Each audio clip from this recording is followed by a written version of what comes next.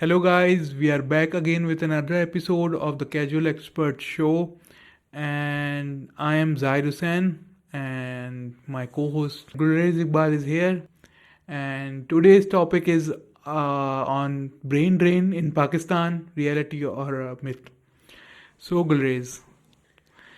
So, hello everyone, welcome to today's episode. Yes, that's quite an interesting topic, Zayed. So, fundamentally, I believe that this idea that young population is leaving Pakistan to look for opportunities abroad, um, from a factual point of view, this is true. But that being said, it is not something that Pakistan is only facing. Um, in our like Pakistan's neighboring countries like India and China and other countries, it's also a reality over there. People are going to the West to find opportunities, and it has been happening for years. The thing is, the way it is portrayed nowadays, that people are just leaving Pakistan and everyone is going abroad. I fundamentally think that this is to an extent exaggerated. And the thing is, the reality is that even if people are leaving Pakistan, they are leaving Pakistan to find livelihoods. And if they work there, they send back remittances, they send back money to Pakistan. And that contributes significantly to our economy. But the thing is that even if people don't leave Pakistan, it's about the opportunities that are present here, right? Now, if you look at the direction of our generation, like people generally, when they come out of university, what is like mostly on their heads, in their minds? Like they want to pursue CSS, right? Or they want to pursue, or they want to have a government job. Now, everyone cannot have a government job, everyone cannot do CSS, right? Because not everyone can be accommodated to that in that position. So people do waste a lot of time in that. And secondly, this is also a fact that there are not many job opportunities as per the number of graduates that are coming out of universities. So this is my initial argument on this, that brain drain is happening, that is true. But with that, it is also factual that it is happening in other countries as well. It is not only happening in Pakistan. Yes, it's true that Pakistan is not the only country that is facing brain drain. Other countries are also facing that issue. But as Pakistan is a developing country, we lack in good human capital. And as our government is not investing much on creating better human capital or improving skills of graduates and young people. If those highly qualified graduates or qualified people with experiences are leaving Pakistan, don't you think that Pakistan will suffer as we will lack in productivity and efficiency? See, the thing is that you have to see that it is not ultimately government's job to create opportunities for people. Government has a very limited mandate, and especially when you mention that we are a third world country and or a developing country, the government cannot facilitate 25 crore people of this country, right? This is beyond their capacity, and this is something which shouldn't be expected of the government. And in the capacity that I work closely with the government, right? And I know for a fact that this is not true that the government doesn't want to create opportunities. It does.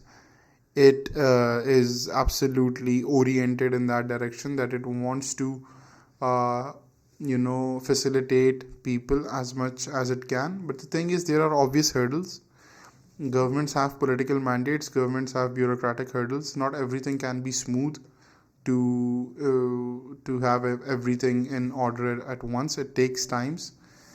But that being said, yes, it is unfortunate that educated and talented people are leaving this country, right?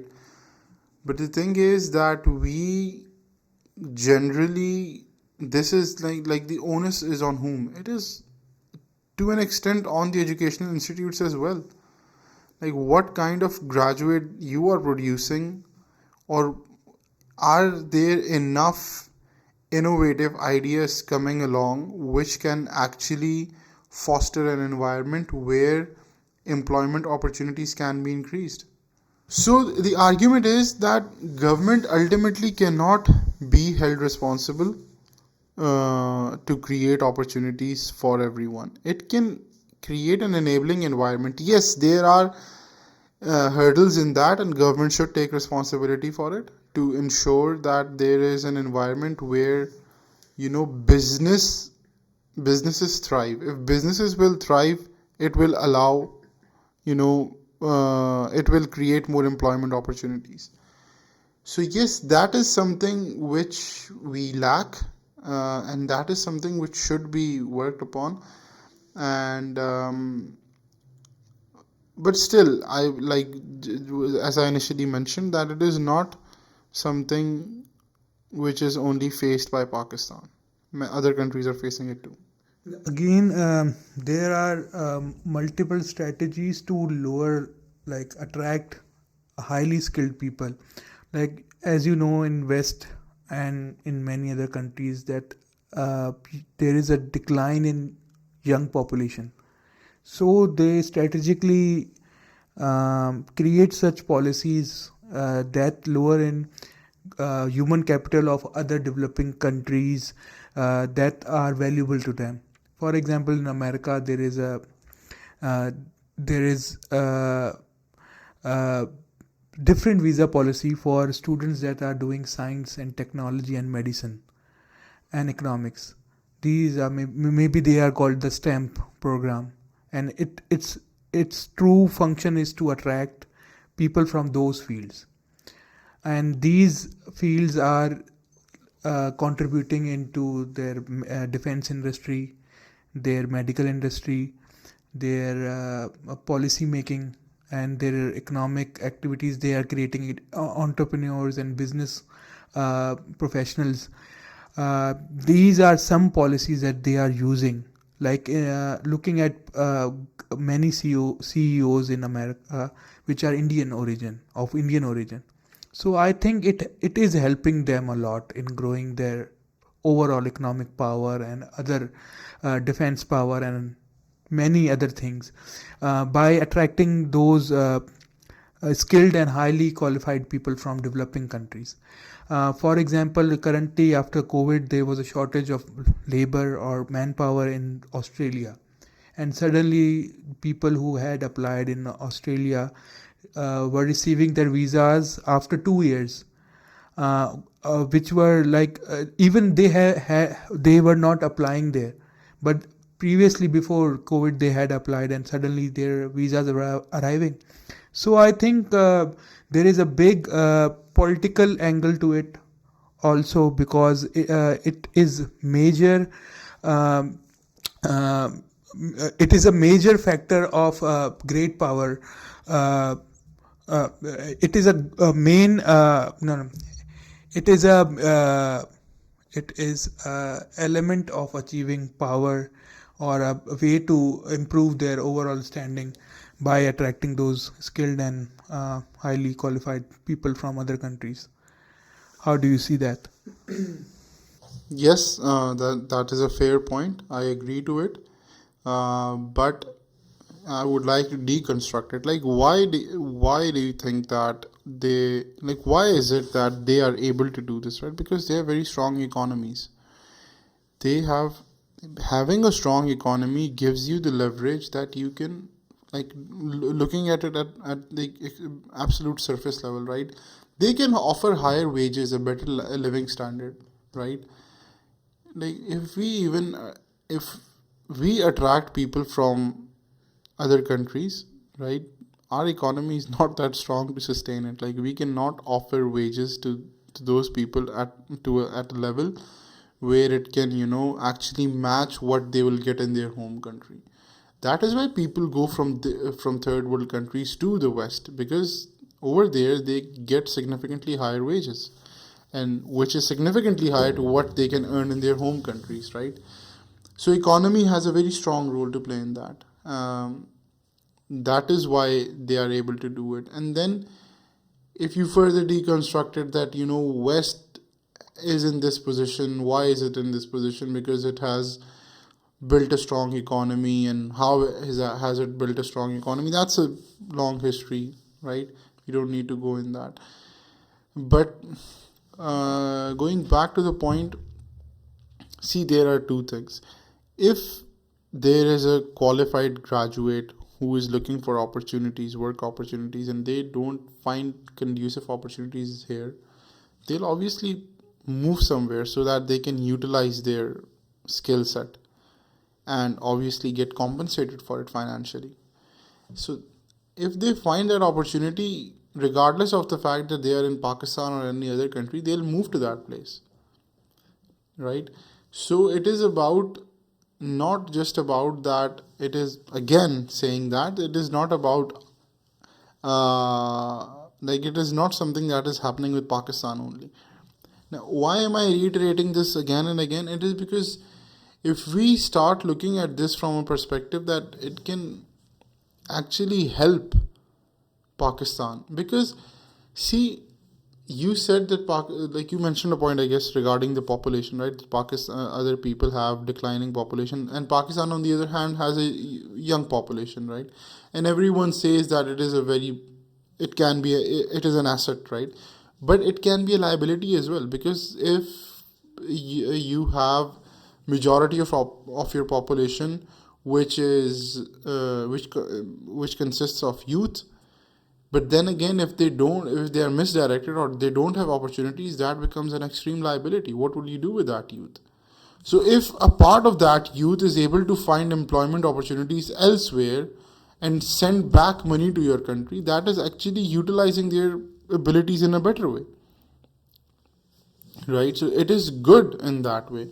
And in any country, it isn't the case that its entire population would live in that country. People move countries to find better opportunities, right?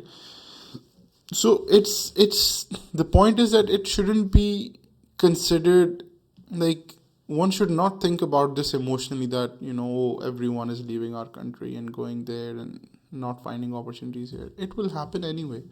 It is about how it is portrayed in the media that it sounds so you know problematic. Yeah.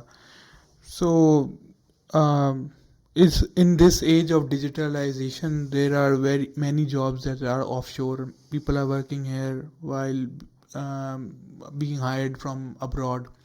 I think that can be used in countries like Pakistan as well. Without moving to another country, people can work over here also. Like with even it's better that people pay them lower wages than their home economy. Like of course, pays in America are higher than in Pakistan. So this can happen in Pakistan as well. Like they can hire people over here, and it is happening. Like many people are working remotely. Yeah, Pakistan's freelance market is, I guess, third or fourth. Uh, it's either on third or fourth number. Like, The gig economy is booming in yeah, Pakistan. yeah, it's been absolutely crazy, and people are making a lot of money from it. That is true. There's no doubt. Yeah. So at the end, we will conclude this argument by that Gulrez supported the argument that people should be leaving their country, and if they have opportunities, better opportunities, they should take those opportunity, and they can travel and move abroad. And somewhat it's true, even Gulrez gets an opportunity, he will also move. And what else, if I get an offer, I can also move. There is no problem to that. But we are not moving people. We want this podcast to run. So, therefore, support our channel so that we can stay in this country and make videos for you. Okay, this is from us. We conclude this episode, and we are growing as a channel, and please support us and like, share, and subscribe, and do leave your comments on our uh, page, and we have started an Insta page also. Do have a look there also, and we are sharing the reels and many more things. So take care and goodbye. Bye bye.